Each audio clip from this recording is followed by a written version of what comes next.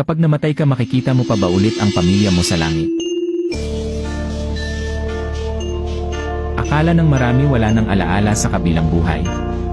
Pero sa Biblia may mga senyales na kabaliktaran nito.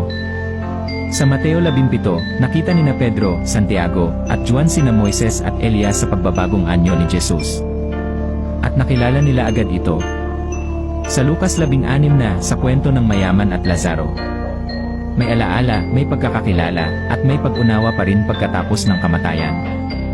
Ibig sabihin, hindi naglalaho ang pagkakakilanlan. Pero heto ang nakakagulat. Sa Mateo 22:30, sinabi ni Jesus na sa langit, wala nang pag-aasawa, at ang mga tao ay magiging tulad ng mga anghel. Kaya ang tanong, kung magkakakilala ka pa pero iba na ang anyo ng relasyon, ano na ang magiging pamilyang muli sa langit? Hindi lang ito tungkol sa pagkikita, kundi sa muling pagkabuo ng isang mas perpektong pamilya, na walang luha, walang sakit, at walang pamamaalam. Sa tingin mo ba makikilala mo pa ang mahal mo sa buhay sa langit? Comment mo sagot mo.